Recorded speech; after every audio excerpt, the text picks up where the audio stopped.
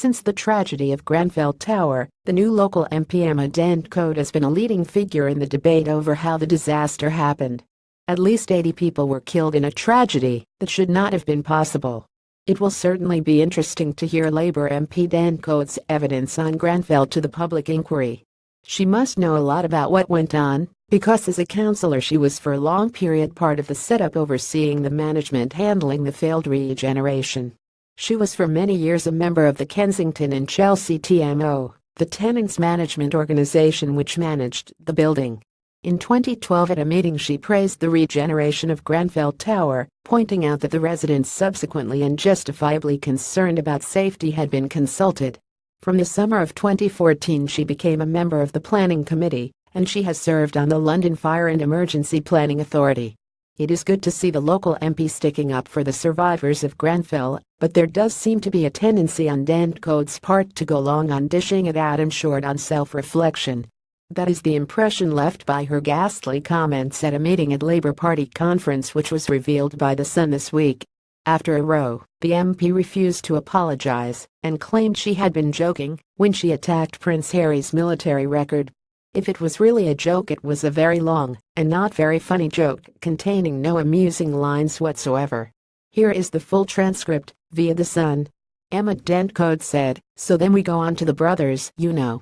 Bless them, they are so thick, aren't they? Inaudible stupid, aren't they? And they've been pressured into these jobs. They don't like it. They go, oh no, I don't think. And then they complain. One minute they're out there in, they're bamboozling the world, and they're having a fabulous time and being playboys. And then the next minute they go, I want my privacy, everyone's following me and my girlfriend. And so it's a pure game, and I think it's really disgraceful, actually. Disgraceful, and apart from the fact that Harry can't actually fly a helicopter, so when he goes in a helicopter he has to he gets the little plastic one that they stick on an audible.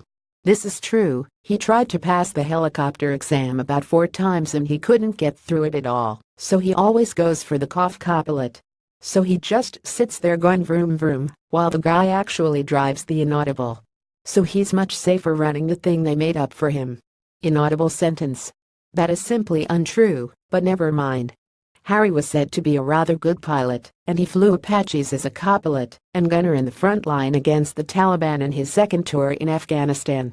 But nothing wrong with that, nothing wrong with that. But by God, they had to go round and round in circles finding them things to do, they really do. £19 million a year each one of them gets for that, that's our money. Meanwhile, Prince Harry has spent the week at the Invictus Games, which he helped found. It is stirring work. At Invictus, held this year in Toronto, wounded, injured or sick armed services personnel and veterans take part in sports including indoor rowing, wheelchair basketball and sitting volleyball. The government minister Tobias Ellwood, a former serviceman, a hero of the attack earlier this year on the Houses of Parliament, responded with dignity and showed how it should be done. Emma Dent Coad MP, I invite you to Invictus Games, learn how it started, about our brave military. And who inspires our injured heroes. Well said.